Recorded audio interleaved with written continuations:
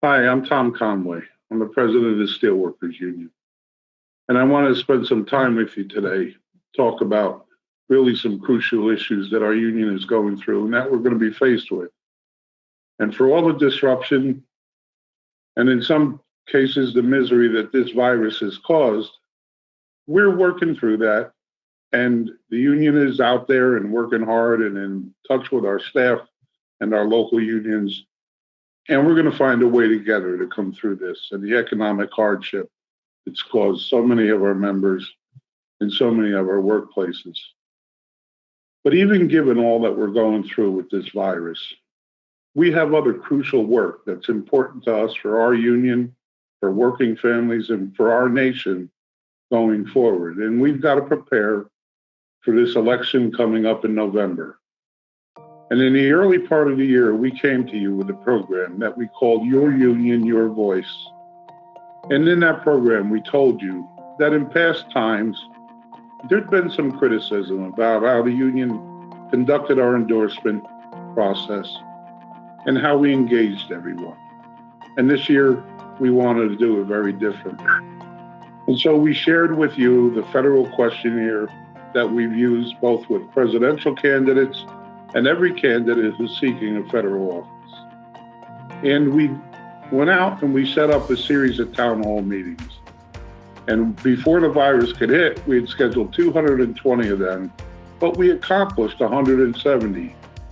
Across our union, in every district, steelworkers showed up and were engaged in direct conversations with each other and with their leadership about what had to happen in the country, what was important to steelworkers as we were going through the process of figuring out who we would put our support behind when the election period came and the conventions came. And then we conducted a survey online and got it out through the town hall meetings and through our various medias. And thousands of you have responded and told us what your priorities were, what's important to steelworkers, and what you're going to be looking for in candidates. And 87% of you saw healthcare and prescription affordable drugs as a top priority. 86% saw retirement and Social Security and pension security and Medicare as a top priority. And another 86% understood that labor laws in this country were changing in such a way that it was more difficult for you to keep and hold on and form your union, and that the laws of the nation were no longer favoring workers, but instead were slanted towards corporations, and our ability to continue to grow and fight as a union was periled.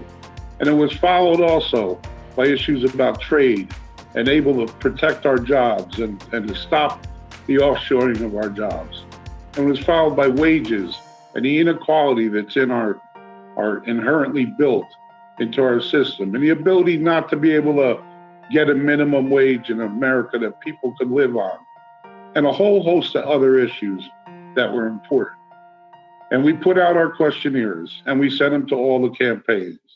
And we will share with you the actual results of those questionnaires. But they've come back and we've gotten no response from the Trump campaign and a very detailed approach from the Biden campaign. Every question was answered thoughtfully, progressively, new ideas, good ideas, in particular, ideas that incorporated the union, that understood the union and labor was a partner in how we had to move forward in our country and how we had to make good decisions together. We're going to put those things up on our web.